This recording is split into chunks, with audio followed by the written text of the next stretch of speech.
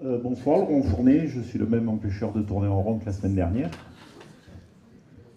Moi j'ai une remarque pour rebondir sur ce que disait monsieur et le fait qu'il y ait trois listes.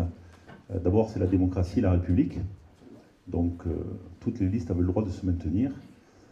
Par contre je vais terminer avec une petite citation de Gandhi qui disait dans la vieille philosophie de l'œil pour œil, on n'en sort que des aveugles. Donc j'espère que les biomois et les biomoises vont ouvrir les yeux et prendre en compte cette situation. Je ne ferai pas d'autres commentaires.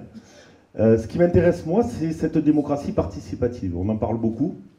Sur le papier, c'est facile. Dans la réalité, c'est beaucoup plus difficile. Aujourd'hui, les gens disent « Ah, c'est parce qu'ils sont en campagne, on les voit, ils nous sollicitent, etc. etc., etc. » Donc moi, j'avais deux questions là-dessus. C'est un, qu'est-ce que vous ont apporté à titre collectif ces réunions d'échange avec les biomois et les biomoises? Et deuxièmement, concrètement, cette démocratie participative, je l'ai déjà entendu avec le projet pour l'enfance, où il y aura une commission où les habitants seront impliqués dans cette commission. Quels autres axes de développement on peut avoir là-dessus? Parce que je pense que c'est très important pour la réussite de cette liste. Merci. Déjà, sur ce qui est de la démocratie participative, je pense que la commission association et citoyenneté a beaucoup œuvré.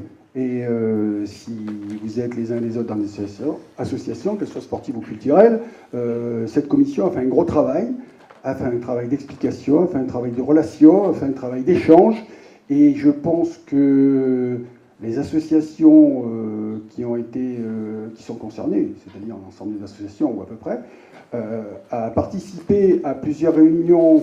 Alors individuellement, chacun sur leur groupe pour parler de leurs problématiques, et ensuite la commission a réuni l'ensemble des associations, et d'abord elles étaient quasiment toutes présentes, ce qui n'est pas négligeable, et ce qui veut bien dire qu'elles étaient intéressées et que ça fonctionnait.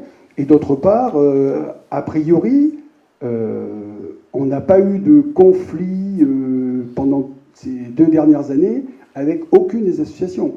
Il y a eu des problèmes, on ne dit pas que ça a été merveilleux et que ça a été parfait, mais chaque fois qu'il y a eu des problèmes ou qu'il y a eu des explications à donner, a priori, les explications qui ont été données et les problématiques qui étaient posées ont été résolues, ou si elles n'ont pas été résolues, on a expliqué pourquoi elles ne l'étaient pas ou pourquoi elles ne pouvaient pas l'être. A priori, voilà, il n'y a pas eu de levée de bouclier, les relations ont été, à mon avis, des meilleures. Mais je pense que là-dessus, Jackie peut compléter ce qui s'est fait au cours de cette période-là, et Jacques, après, nous parlera peut-être de la démocratie participative. Oui, bonsoir. Mais je pense, Jean-Michel l'a dit, la citoyenneté, c'est quelque chose d'un peu théorique, à première vue. Donc il faut essayer d'y donner du contenu. Il n'y a pas de recette miracle vis-à-vis de la citoyenneté. C'est question de relation. C'est de vouloir faire en sorte que les gens participent à la vie de la cité. Alors, il faut fixer des cadres, naturellement. Et moi, je pense que les cadres les plus importants, c'est ceux qui sont dans les programmes des candidats. Et sur cette base-là, celui qui va l'emporter dimanche, eh bien, nous allons travailler sur les bases, sur des valeurs, tout d'abord, sur des valeurs de citoyenneté, des valeurs de solidarité, toute une série de valeurs. Donc je crois que c'est un cadre. Et puis le deuxième cadre, c'est l'intérêt collectif. Je crois que la citoyenneté, ce n'est pas l'intérêt individuel, parce qu'il y a d'autres façons de discuter de ces problèmes individuels, problème du trou en face chez soi, etc. Même si ça peut en faire partie dans un cadre d'ensemble. Mais malgré tout, je crois qu'il faut bien veiller à l'intérêt général. Et sur ces bases-là, lorsqu'on a défini les règles, bien, je pense que les gens, il faut faire travailler.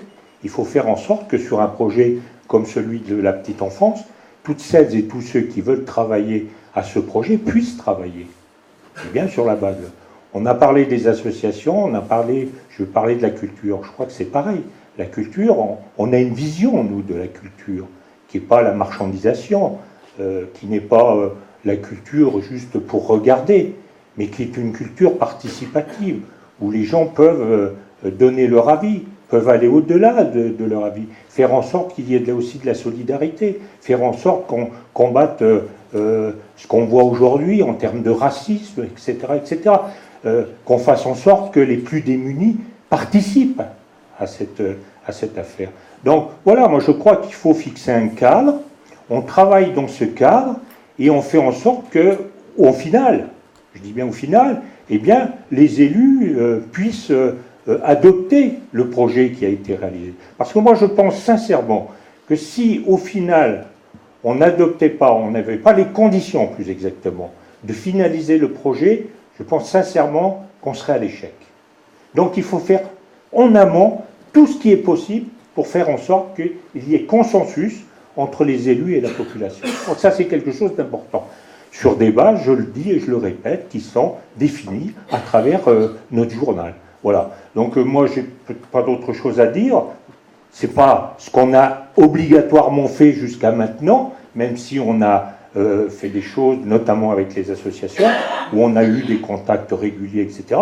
Mais c'est ce que j'ai dit la semaine dernière, il faut qu'on passe à l'étape supplémentaire. Et on a les moyens aujourd'hui, de par le dialogue, la réflexion qu'on a avec les associations, on a les moyens d'aller au-delà et de, disons, de finaliser, de concrétiser ce travail collectif.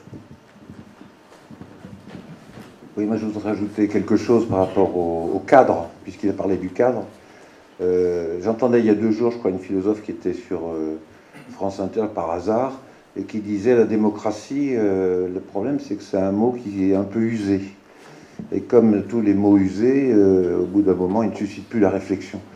Et c'est vrai que tout le monde parle de démocratie, de citoyenneté, et la question c'est que quel est son contenu. Du coup, eh bien, on oppose maintenant ce qui ne devrait pas l'être, c'est-à-dire une démocratie élective, c'est-à-dire où les citoyens élisent des représentants qui vont les représenter, par définition, et une démocratie participative qui serait celle des citoyens qui se préoccupent de la cité, de leur environnement.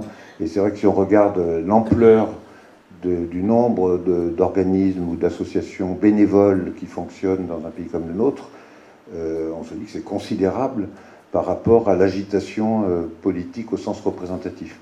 Alors, la question, c'est de ne pas opposer les deux, parce qu'il y a des gens qui travaillent et qui ne peuvent pas être en permanence représenter l'ensemble des problèmes des citoyens. Autrement dit, la démocratie où tous les citoyens à 100% décideraient de tout, on peut essayer, mais pour l'instant, je trouve que c'est un peu compliqué.